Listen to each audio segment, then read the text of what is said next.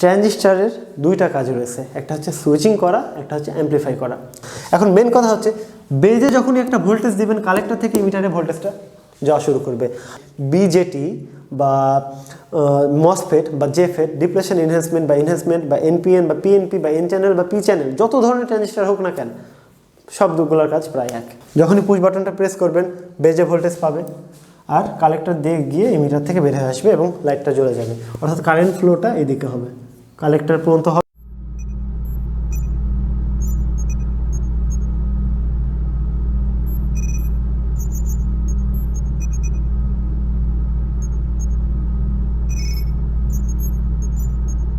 আজকের ভিডিওতে আমি ট্রানজিস্টর সম্পর্কে বিস্তারিত আলোচনা করার চেষ্টা করব, যে ট্রানজিস্টর কোথায় ব্যবহার করা হয়, কিসের জন্য এই ট্রানজিস্টরটাকে ইউজ করা হয়, বা এর পিন কনফিগারেশন বিস্তারিত আলোচনা করার চেষ্টা করব। সেই সাথে আমি এখানে লিখে রাখছি যে ট্রানজিস্টরের কালেক্টর পিন থাকে, বেস পিন থাকে, ইমিটার পিন থাকে, এগুলো সিম্বল, কোন দিকে কারেন্টটা ফ্লো হয় বিস্তারিত আলোচনা করার চেষ্টা করব।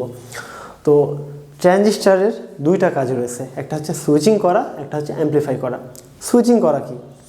আপনি বাসার যে সুইচগুলো আছে না, সুইচগুলো যখন প্রেস করেন তখন আপনার ফ্যানটা চালু হয়ে যায় বা লাইটটা চালু হয়ে যায়, আবার সুইচটা যখন বন্ধ করেন তখন ফ্যানটা অফ হয়ে যায় বা লাইটটা অফ হয়ে যায়। ট্রানজিস্টরও এভাবেই কাজ করে, সে সুইচিং করতে পারে, সেটা আমি ব্যাখ্যা দিচ্ছি, একটু থামেন। আর দ্বিতীয় আরেকটা কাজ করে, সেটা হচ্ছে অ্যামপ্লিফাই করে। অ্যামপ্লিফাই জিনিসটা আসলে কি? অ্যামপ্লিফাই অর্থ হচ্ছে বর্ধিত করা। এখন একটা উদাহরণ দিই, আপনার কাছে ধরেন একটা মাইক্রোফোন আছে, সেই মাইক্রোফোনে আপনি কথা বলবেন, দূরে এক মানুষ বসে আছে, তাদেরকে কথাগুলো শুনতে হবে। তো কিভাবে বিষয়টা আপনি করবেন? আপনাকে একটা মাইক্রোফোন ব্যবহার করতে হবে, মাইক্রোফোনে যখন কথা বলবেন একটা সাউন্ড বক্স ব্যবহার করতে হবে আর একটা অ্যাম্প ব্যবহার করতে হবে। তো অ্যামের মধ্যে কিছু ট্রানজিস্টর লাগানো আছে, যে আপনার মাইক্রোফোনের থেকে গ্রহণ করা সিগন্যালটা সে সাউন্ড বক্সে পাঠায় দেয়। কীভাবে পাঠায়? আপনি যখন কথা বলছেন, আপনার কথাটা আসতে, সেই কথাটা সে সিগন্যাল হিসাবে রিসিভ করছে, রিসিভ করার পরে সে অ্যাম্পটা সাউন্ড বক্সে পাঠিয়ে দিচ্ছে, সিগন্যালটা বাড়িয়ে পাঠিয়ে দিচ্ছে, অর্থাৎ আপনার যে ছোট্ট সিগন্যালটা ছিল সেই সিগন্যালটা বর্ধিত করে অর্থাৎ বাড়িয়ে পাঠিয়ে দিচ্ছে, এবং ভলিউম যখন আপ করছে তখন খুব জোরে জোরে সাউন্ড হচ্ছে সাউন্ড বক্স দিয়ে, দূরের মানুষ তখন শুনতে পাচ্ছে। সাধারণ হিসাব, জাস্ট মাইক্রোফোনে আস্তে কথা বলছেন, সাউন্ড বক্স দিয়ে জোরে কথা পাওয়া যাচ্ছে। এটাও করা হয় ট্রানজিস্টরের মাধ্যমে। তো এটাকে বলা হয় অ্যামপ্লিফাই। আর সুইচিংটা কিভাবে করে সেটা আমি একটা আপনাকে ছোট্ট উদাহরণ দিই। আমার ধরেন এই ফোনটা দিয়ে আমি বাসার কোনো ফ্যান বা লাইট বা টিভি বা এসি বা ফ্রিজ কন্ট্রোল করব।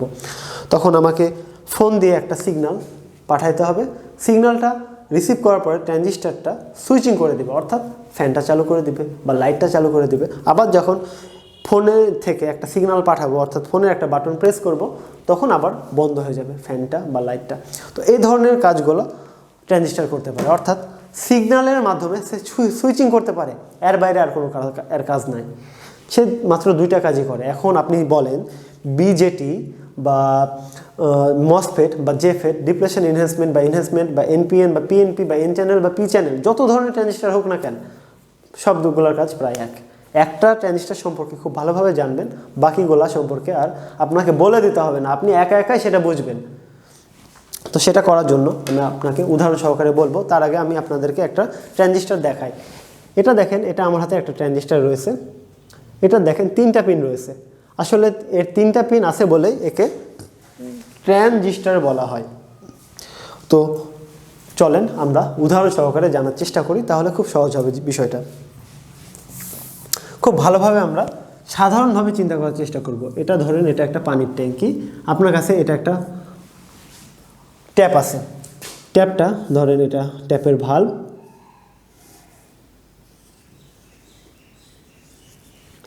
এটা ট্যাপের মুখ, অর্থাৎ ট্যাপের এটা ভালভ বা সুইচ যেটাকে আমরা ঘোরাই। ট্যাঙ্কি ভর্তি পানি, ট্যাপ চেনে না এমন মানুষ পৃথিবীতে খুঁজে পাওয়া যাবে না, খুব কম মানুষই আছে যারা ট্যাপ সম্পর্কে জানে না। ট্যাপের কাজ কি? আপনি যখন ট্যাপটা ঘোরাবেন তখন পানিটা এপার দিয়ে পড়বে, এটা কি আর বলে দিতে হবে? এটা আপনি জানেন। এই জানাটাকে কাজে লাগিয়ে আমি আপনাদেরকে উদাহরণগুলো দেওয়ার চেষ্টা করব।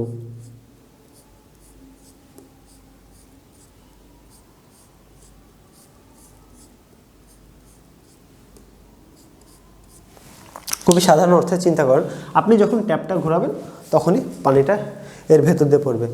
ট্রানজিস্টরটাও মূলত এভাবেই কাজ করে। কীভাবে কাজ করে আমি সেটাও দেখাচ্ছি। আমি প্রথমে সিম্বল আঁকাবো না, প্রথমে আমি একটা ট্রানজিস্টর আঁকাবো, সেটা নিয়ে ব্যাখ্যা দেবো, তারপরে সিম্বলের দিকে যাব। কারণ সিম্বল আঁকানোর কিছু কিছু এমন এমন টেকনিক আছে যেটা জানলে আপনাকে আর বলে দিতে হবে না। তবে এই ট্রানজিস্টর সম্পর্কে বিস্তারিত বলার আগে আমি আপনাদেরকে রিকোয়েস্ট করব, আপনারা যারা NS বেসিক ইলেকট্রনিক্স সিরিজটা ফলো করছেন তাদের কোনো সমস্যাই হবে না। আর যারা নতুন তারা অবশ্যই এর আগে করা ডায়োডের ভিডিওটা দেখে আসবেন, কারণ আমি ডায়োডে ব্যাখ্যা করেছি কোন দিকে কারেন্টটা ফ্লো হয়। এই কারেন্ট ফ্লো হওয়াটা যদি জানেন তাহলে ট্রানজিস্টর সম্পর্কে আপনাকে বেশি বলতেই হবে না। খুবই সহজ জিনিস। আমি আপনাদেরকে তখন বলেছিলাম যে কনভেনশনাল কারেন্ট ফ্লো রুলস অনুসারে পজিটিভ থেকে নেগেটিভে কারেন্টটা ফ্লো হয়, এটা জানলে বা ডায়োডের কোন দিকে কারেন্ট ফ্লো হওয়া শুরু করে কোন দিক দিয়ে সেটা জানলে আর আপনাকে বলে দিতে হবে না। সেটাও আমি বলবো, তবে রিকোয়েস্ট থাকবে যে আপনারা ডায়োডের সেই ভিডিওটা দেখে আসেন। তো এখন আমার কাছে এটা ধরেন একটা ট্রানজিস্টর আছে, এটা একটা ট্রানজিস্টর, এটা হচ্ছে BC547 মডেলের একটা ট্রানজিস্টর। তো এটা 3টা পিন আছে। এই ট্রানজিস্টরটা NPN ট্রানজিস্টর, NPN ট্রানজিস্টর। তো NPN কি বা PNP কি সেটা আমি বলবো, খুব ইজিলি বুঝতে পারবেন। তবে প্রথমে আমি জাস্ট উদাহরণ দেব। এটা ধরেন কালেক্টর, এটা বেজ, এটা ইমিটার। তো কথা হচ্ছে আপনি যখন বেজে একটা ভোল্টেজ দেবেন, কালেক্টর থেকে ইমিটারে কারেন্টটা যেতে দিবে। জিনিসটা এই জায়গাতে উদাহরণ দিয়ে আমরা বোঝার চেষ্টা করি। এই পানির যে ট্যাঙ্কিটা দেখছেন এটার নাম ধরেন কালেক্টর। আপনার যে পাইপ দিয়ে পানিটা পাচ্ছেন অর্থাৎ ট্যাপের আউটপুট প্রান্তটা, অর্থাৎ ট্যাপের এই প্রান্তটা মনে করেন আপনি ইমিটার, আর এই ট্যাপের এই সুইচটা অর্থাৎ এই ভালভটাই মনে করেন আপনি বেজ। আপনি যখন মেকানিক্যালভাবে চিন্তা করবেন তখন আপনি যখন ট্যাপটা ঘোরাবেন তখন পানিটা এপার দিয়ে এপারে পড়বে, অর্থাৎ কালেক্টরে থাকা পানিটা ইমিটারের মধ্যে দিয়ে বের হয়ে চলে যাবে। আর আপনি যদি ইলেকট্রিক্যালভাবে চিন্তা করার চেষ্টা করেন, মেকানিক্যাল ছেড়ে ইলেকট্রিক্যালভাবে চিন্তা করলে আপনি যখন বেজে একটা ভোল্টেজ দিবেন তখন কালেক্টর থেকে থাকা এনার্জিটা ইমিটার দিয়ে বের হয়ে চলে যাবে। অর্থাৎ আপনি এটাকে পাওয়ার চিন্তা করেন, এটাকে পাওয়ার চিন্তা করেন, অর্থাৎ ব্যাটারিতে থাকা পাওয়ারটা চিন্তা করেন, আর কিছু না। এখন মেন কথা হচ্ছে বেজে যখনই একটা ভোল্টেজ দিবেন কালেক্টর থেকে ইমিটারে ভোল্টেজটা যাওয়া শুরু করবে, আর বেজে যখন ভোল্টেজ দিবেন না তখন ভোল্টেজটা এখানে এসে বসে থাকবে আর যেতে পারবে না। এটা হয়তো বা এখন আপনার কাছে একটু কমপ্লিকেটেড মনে হচ্ছে, কোনো সমস্যা নেই, আমি আছি না, আমি ক্লিয়ার করে দেব। ভিডিওটা একটু লং হবে আমি জানি, তবে ট্রানজিস্টর সম্পর্কে ডিটেলসে জানার জন্য যথেষ্ট হবে। আমি আপনাদেরকে এর আগে কি শেখাইছি, ক্যাপাসিটর, রেজিস্টর, ট্রান্সফরমার, রেজিস্টরের কালার কোড, ডায়োড, এগুলো শেখাইছি ডিটেলসে, কনভেনশনাল কারেন্ট ফ্লো মেথড সব শিখাইছি। তো ওটা যদি জেনে থাকেন, এর আগের ভিডিও একটা ছিল যেটাতে আমি 5 ভোল্ট তৈরি করা দেখিয়ে দিয়েছি। 5 ভোল্ট তো আর তৈরি করা দেখাইতে হবে না, তাই না? মনে করেন আপনার কাছে এখানে 5 ভোল্ট আছে, অর্থাৎ পজিটিভ, এটা নেগেটিভ।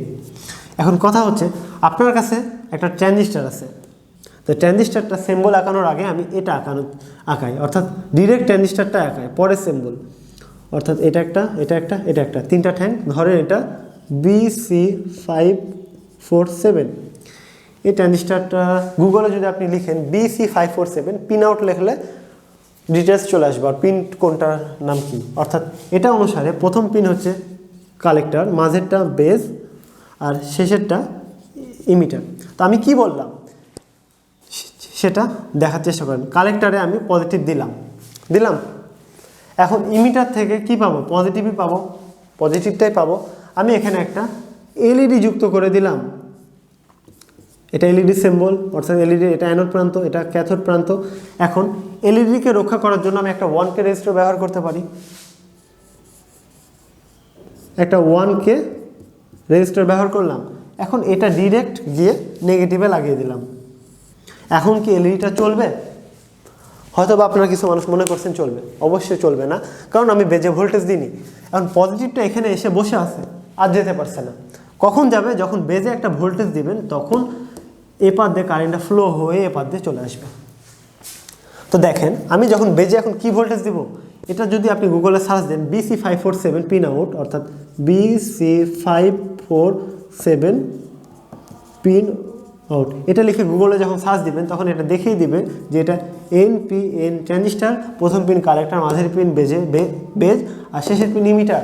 তো মাঝখানে কি পিতে কি পজিটিভ, মাঝখানে যখন পজিটিভ দিবেন অর্থাৎ এটা জাস্ট মাঝখানের অংশটা জাস্ট বলে দিবে যে বেজে কি ভোল্টেজ দিতে হবে। মাঝখানে যদি পি থাকে তাহলে পজিটিভ দিতে হবে, মাঝখানে যদি এন থাকে নেগেটিভ দিতে হবে। তো সেটা সম্পর্কে এখন না যাই, কারণ এখন আমরা একটা ট্রানজিস্টার সম্পর্কে জানবো, অর্থাৎ BC547 NPN ট্রানজিস্টার। এটাকে যখন আমরা পজিটিভ দিব এটা অ্যাক্টিভ হয়ে যাবে।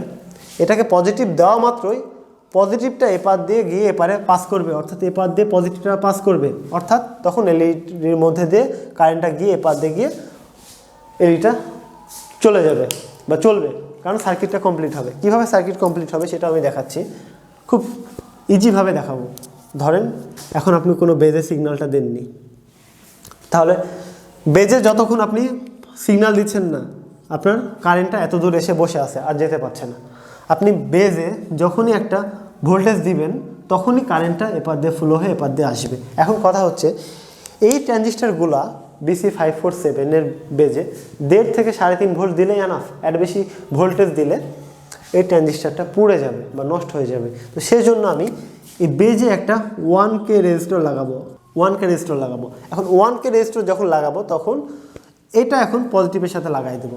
এখন কি হবে দেখেন, এখন যেটা হবে আমার পজিটিভ প্রথমে কালেক্টরে দেওয়া আছে, কালেক্টর পর্যন্ত যাবে, ইমিটারে যেতে পারবে না। কেন পারবে না? কারণ বেজে আমি কোনো ভোল্টেজ দিইনি, ট্রানজিস্টারটা অ্যাক্টিভ হয়নি। যখনই আমি বেজে একটা ভোল্টেজ দিব তখনই ট্রানজিস্টারটা অ্যাক্টিভ হবে, অর্থাৎ বেজ NPN ট্রানজিস্টার যেহেতু এটা, অর্থাৎ বেজে আমাকে BC547 পজিটিভ দিতে হবে। পজিটিভ আমরা ডিরেক্ট লাগাবো না। কেন লাগাবো না? কারণ বেজে 1.5 ভোল্টের দিলেই এনাফ, আর 3.5 ভোল্ট সর্বোচ্চ দেওয়া যায়। তো আমি যদি 5 ভোল্ট সরাসরি দিই, অর্থাৎ আমার যদি 5 ভোল্ট থাকে এখানে, 5 ভোল্ট যদি আমি এখানে বেজে দিই তাহলে ট্রানজিস্টারটা পুড়ে যাবে। অর্থাৎ এর বেজে হালকা একটা ভোল্টেজ হলে সে সুইচিং করে দেয়। অর্থাৎ এই বেজে যখন আপনি 1.5 ভোল্ট দিবেন বা 1.5 ভোল্টের একটু বেশি দিবেন তখন এই ট্রানজিস্টারটা অ্যাক্টিভ হয়ে যাবে, এপার দিয়ে 5 ভোল্টই পাস করবে। এটা হচ্ছে ট্রানজিস্টারের কাজ। তো এই ডায়াগ্রাম অনুসারে আপনারা প্র্যাকটিক্যালে করবেন BC547 ইউজ করে। এখন আমি সরাসরি ইয়াতে চলে যাব, ওই আপনার ডায়াগ্রামে চলে যাব আর এর সিম্বলে চলে যাব।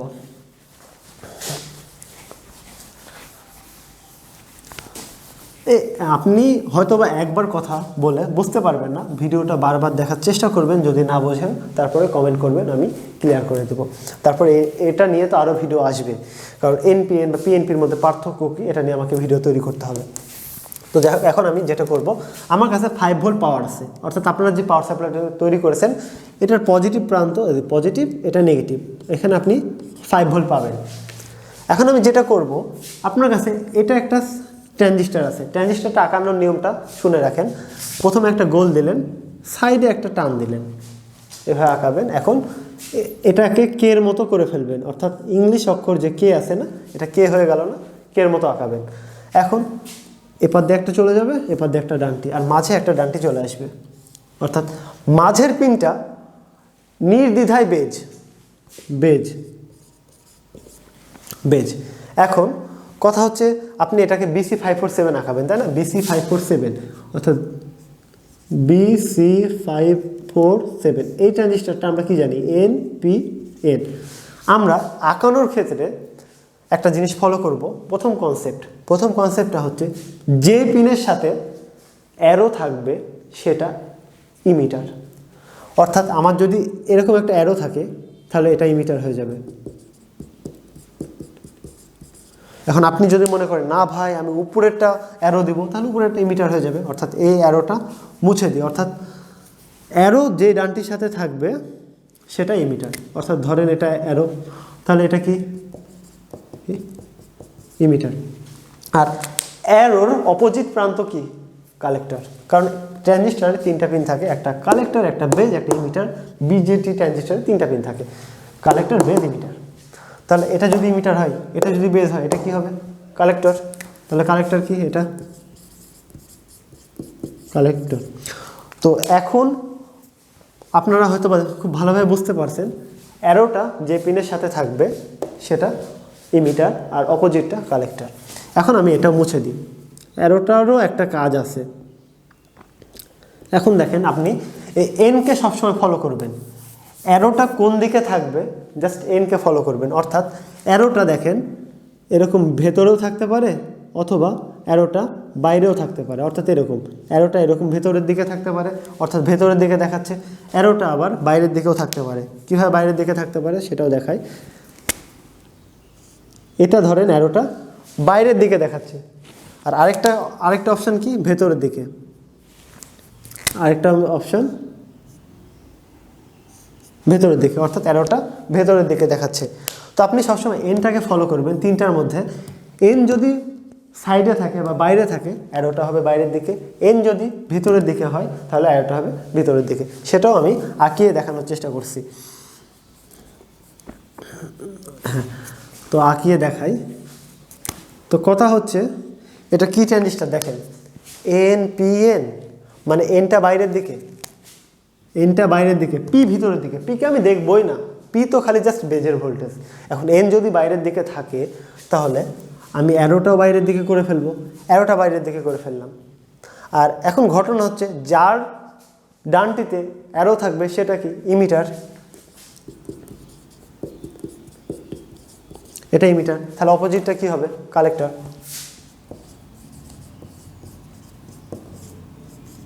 প্রথম ব্যাখ্যা দেওয়ার জন্য হয়তোবা সময় বেশি লাগছে, এখন আর বেশি সময় লাগবে না। এখন দেখেন আমরা আরেকটা ট্রানজিস্টর আঁকাবো। এটা একটা ট্রানজিস্টর কের মতো আঁকিয়ে ফেললাম, মাঝখানে একটা পিন গেল, এটা নিচে এটা উপরে। এখন দেখেন আমি এখন পিএনপি আঁকাবো। এটা এনপিএন আঁকিয়েছি না, এখন পিএনপি আঁকাবো। তাহলে কি এনটা এখন ভিতরের দিকে, তাহলে আমি অ্যারোটা যে কোনো একটা পিনের সাথে ভিতরের দিকে করে ফেলি, এটা ভিতরের দিকে, তাহলে এটা কি ইমিটার। অ্যারোটা ভিতরের দিকে মানে এটা পিএনপি, আর অ্যারো যার সাথে থাকবে সেটা ইমিটার, তাহলে এটা কি কালেক্টর। তাহলে এটা কি, এটা বেজ, মাঝেরটা বেজ। তো এটা হয়তো বা এখন আপনার কাছে ক্লিয়ার, এটা আমি এখন মুছে দিই। এখন আমি আপনাকে আরেকটা জিনিস ক্লিয়ার করার চেষ্টা করি।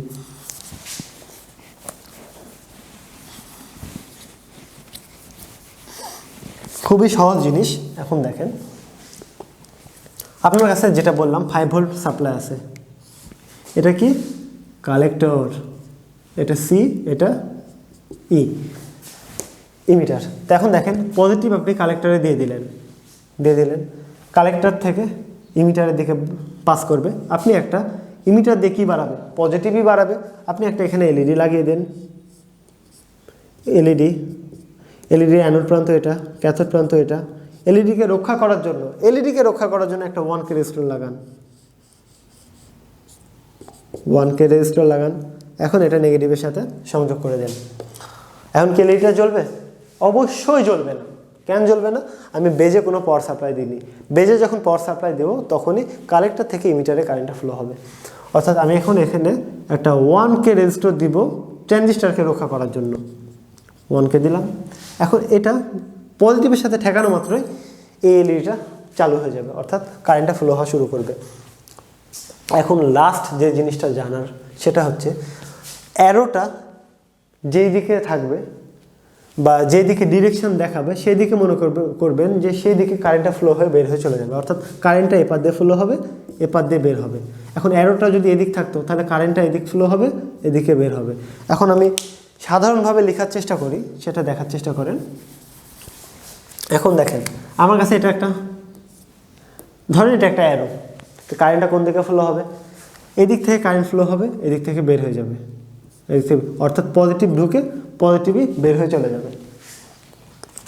তো এখানে দেখেন অ্যারোটা বাইরের দিকে দেখা যাচ্ছে, অর্থাৎ কালেক্টর হয়ে পজিটিভটা যেয়ে এপার দিয়ে বের হয়ে চলে যাবে।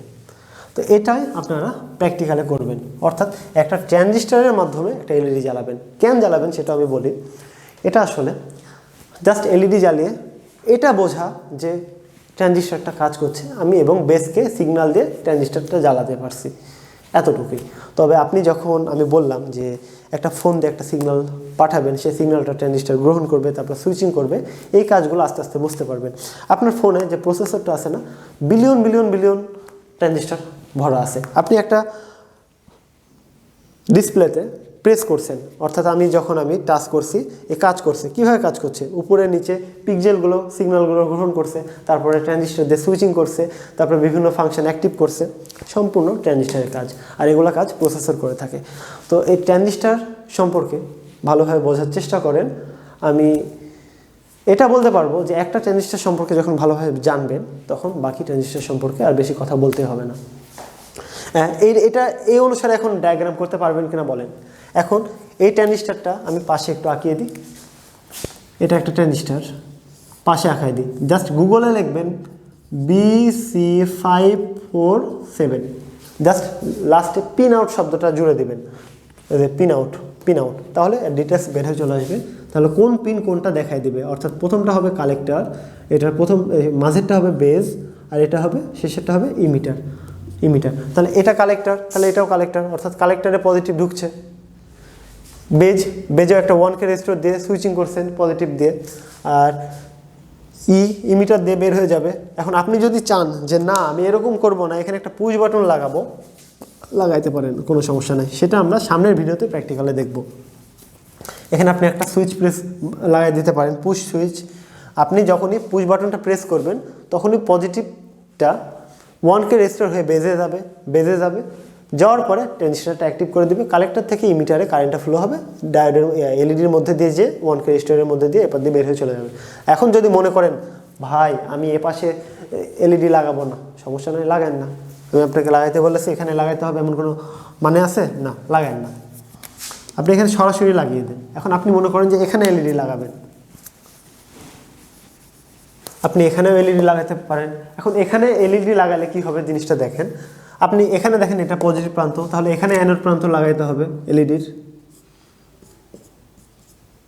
এটা একটা রেজিস্টর এলইডিকে রক্ষা করার জন্য 1K। সমস্যা আছে? কারেন্টটা পজিটিভ থেকে এখানে পাস করবে, অর্থাৎ এত দূর যাবে কারেন্ট, এত যাবে। কালেক্টরে এসে কারেন্টটা বসে থাকবে আর সামনে আগাবে না। যখনই বেজে ভোল্টেজ দিবেন, অর্থাৎ এই পুশ বাটনটা প্রেস করবেন তখনই ভোল্টেজটা বেজে পাবে, ইমিটার দিয়ে বের হয়ে এপাশে পাস করবে, সার্কিটটা কমপ্লিট হবে, এলইডিটা জ্বলবে। কঠিন ছিল বিষয়টা? অবশ্যই কঠিন ছিল না। আমি যতটা সম্ভব খুব ভালোভাবে আঁকানোর চেষ্টা করেছি। এখন আমি আপনাকে জাস্ট একটা প্র্যাকটিক্যাল কাজ দিব, আমি করাবো, এই কাজটা করাবো সামনের ভিডিওতে, প্র্যাকটিক্যালে করাবো। তবে এখন আমি আপনাকে জাস্ট দিয়ে রাখি, যারা একটু এক্সট্রা অর্ডিনারি তারা কাজটা আগে করে ফেলবে এবং মেসেজ দিয়ে জানাবে বা কমেন্ট করবে যে হ্যাঁ ভাই কাজটা করেছি। তো কি, প্রথমে পাওয়ার সাপ্লাই নিব, 5 ভোল্ট পাওয়ার সাপ্লাই নিব। এখন আমি যেটা করব, ধরেন এটা একটা ট্রানজিস্টার, কি ট্রানজিস্টার ব্যবহার করব? BC547 NPN transistor. তাহলে এটা একটা পিন, এটা একটা পিন। তাহলে আমি কি বললাম? এন বাইরে মানে কি? অ্যারোটা বাইরে। এখন অ্যারো যার সাথে থাকবে সেটা ইমিটার। এটা কি তাহলে? কালেক্টর। এটা কি? বেজ। এখন অ্যারোর মধ্যে দিয়ে কারেন্টটা ফ্লো হবে, অর্থাৎ কালেক্টর থেকে ইমিটারে কারেন্টটা পাস হবে। আপনি বেজে যতই ভোল্টেজ দেন না কেন, এটা জাস্ট সুইচিং করে, আর বাইরে আর কোনো কাজ করে না। এখন আপনি বেজে একটা 1K রেজিস্টর লাগাই দেন, এটা বেজের কাজটা পরে করি। আপনি কালেক্টরে ভোল্টেজটা সরাসরি দিয়ে দিলেন, অর্থাৎ এত দূর কারেন্টটা চলে আসলো, এটা পজিটিভ, এটা নেগেটিভ। এখন আপনার কাছে একটা এলইডি আছে, এখানে একটা এলইডি নেন, এলইডি এটা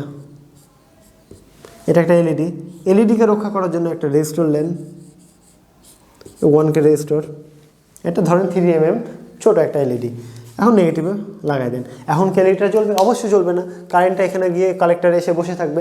যখনই বেজে একটা ভোল্টেজ দিবেন, অর্থাৎ এখানে একটা পুশ বাটন দেন, পুশ বাটনের সিম্বল সাধারণত এরকম হয়, এটা হচ্ছে পুশ সুইচ, পুশ বাটন। যখনই পুশ বাটনটা প্রেস করবেন বেজে ভোল্টেজ পাবে, আর কালেক্টর দিয়ে গিয়ে ইমিটার থেকে বের হয়ে আসবে এবং লাইটটা জ্বলে যাবে, অর্থাৎ কারেন্ট ফ্লোটা এদিকে হবে, কালেক্টর পর্যন্ত হবে। যখনই বেজে ভোল্টেজ দেবেন, অর্থাৎ পুশ বাটনটা চেপে যতক্ষণ ধরবেন ততক্ষণ লাইটটা জ্বলবে না, সেটা চলবে না। অর্থাৎ কালেক্টর হয়ে ইমিটার দিয়ে ভোল্টেজটা বাড়াবে। আর এটা এলইডির অ্যানোড প্রান্ত, এটা ক্যাথোড প্রান্ত। ক্যাথোড মানে নেগেটিভ, অ্যানোড মানে পজিটিভ। এটা রেজিস্টর একটা 1K লাগাই দেন। এখন এই কাজটা যারা এক্সট্রা অর্ডিনারি তারা প্র্যাকটিক্যালে করার চেষ্টা করেন। আর তারপরও আমি সামনের ভিডিওতে প্র্যাকটিক্যালে করাবো, তারপরের ভিডিওতে এনপিএন বা পিএনপি এগুলা নিয়ে ডিটেলস আলোচনা করব। এভাবে স্টেপ বাই স্টেপ চলতে থাকবে। তো আজকের মতো এ পর্যন্তই। NS নজ signing out.